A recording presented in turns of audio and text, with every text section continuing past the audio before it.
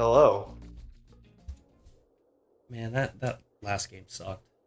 I mean, what are you gonna do? I kept a dubious seven lander, but it really wasn't that dubious. Um, I think you're gonna like the commentary in game three though. I'm really interested to see. Uh, Oh, I'll be you're gonna love honest. it. The game one, I kept a one lander.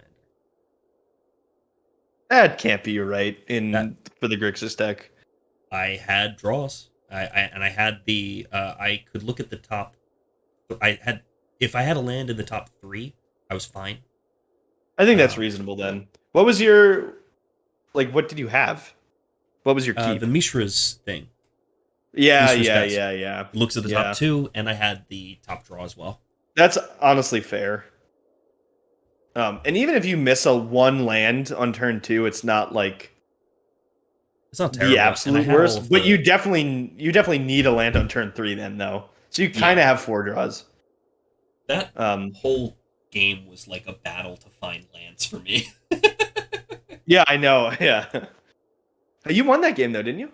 Yeah, I did. Yeah, and I then was I able won game to. two. I thought I was gonna get skunked. I was like midway through game two, I'm like, I still don't feel good right now. And then basically as I was swinging for lethal, I'm like, all right, I think I'm ahead this game. I felt good until you cast the Tempest Gin, and I'm like, Yeah, oh no, I yeah. can't win this game because I was sitting with an Invoke Despair in hand and no time to cast it. Yeah, you're gonna love that commentary game too. Oh, I'm I really don't I I'm don't really even excited to I don't see know it. if I should even spoil it. I was deep in the tank. I made some good calls there. Yeah, I mean Um you won the game. yeah, but I was also we made some plays. So I'll just spoil it, I guess. You'll see the commentary. I played into the first Invoke Despair because I had the second Tolarian Terror. So I actually played it expecting you to Invoke Despair me. Um and then played around it. I thought it was Mhm. actually a pretty interesting calculation. Maybe not super deep, but especially in saying from the breakdown before that Invoke Despair is really good against me, and I basically can't let you resolve it. Allowing you to resolve it on purpose is kind of an interesting play. But I thought game two was great. I thought Yeah. game one was good too. The other Um, thing with game one, Reckoner Bankbuster on my side of the board, I oh was yeah, yeah, that that changed the game. And I was like, yeah. and during the board, I I was let thinking about it, and I was like, should I have kept this? right. Should I have kept it in? But I didn't. I went for Hearse instead. In game three, you said. In all of the games, so all of Yeah, my in boards have Hearse as that was my I, spice that I was hiding from you. no, I knew about the bank bus or the hearse. The Hearse. Yeah, I knew about the hearse.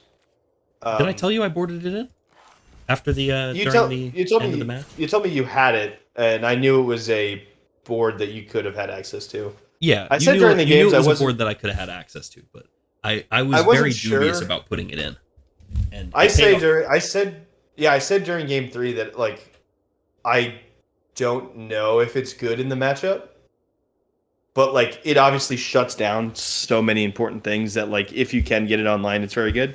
And I do think in game three, I had three Tolarian Terrors in my hand eventually, and I was gonna have a ton of spells in my graveyard, so there was a decent chance that I could have Tolarian Terrored my way out of the game with one land, with one land in play, or at least stabilized, helped to stabilize. So in that game, it did absolute work. Oh yeah, Yeah, in that particular circumstance. But yeah, um, jamming all of your terrors on turn four. with That's one one way land, to with win the game. yeah, Yeah. right, exactly.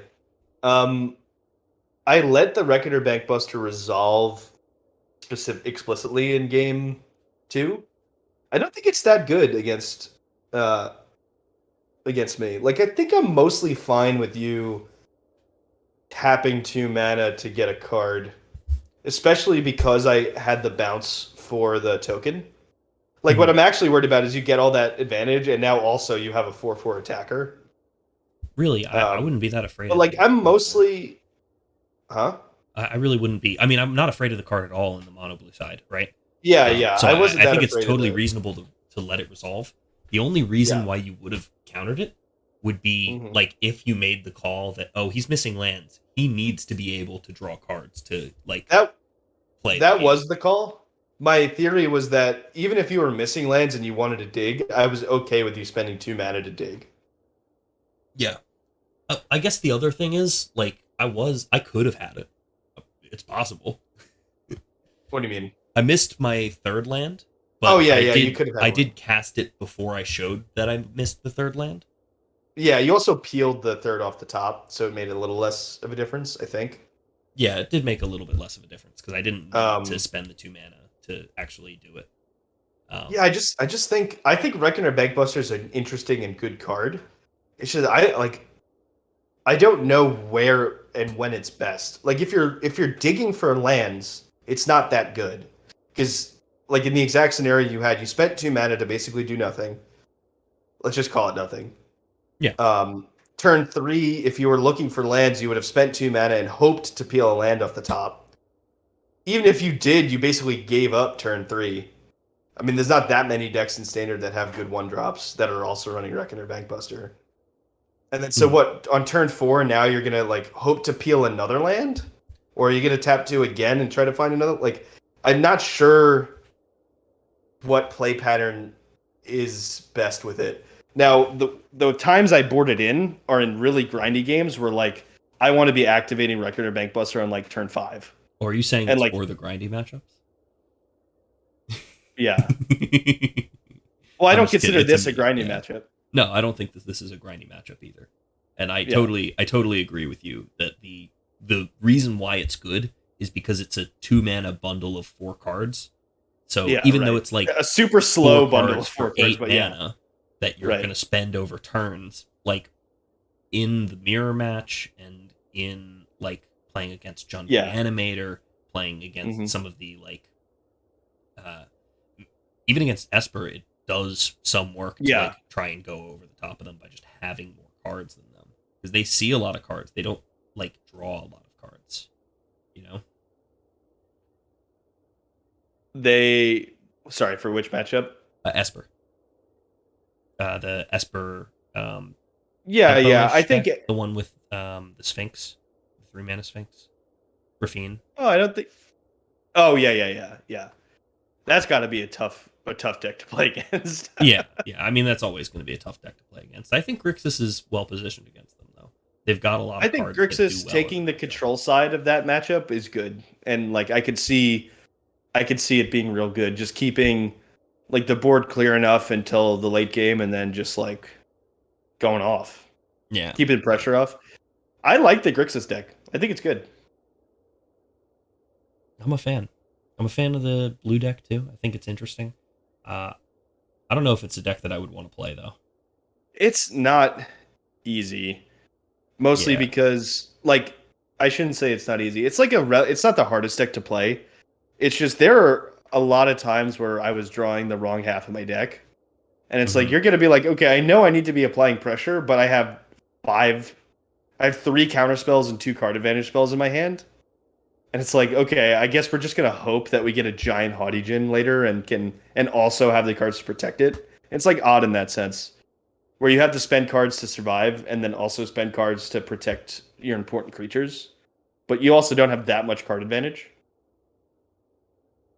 So sometimes you're just caught in the middle in your Hmm. strategy with the deck.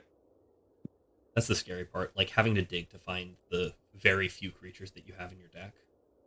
Like Yeah, and, with and the creatures impulses. aren't always they're not even always that impactful. I mean, the Tolarian Terror is obviously what it is all the time, but it's like, oh, you found a Delver, but it like you still have to wait for it to flip. And Mhm. then the Haughty Djinn is interactable either with removal or the graveyard, so even if you get your out, it may not be enough. Mhm. Yeah.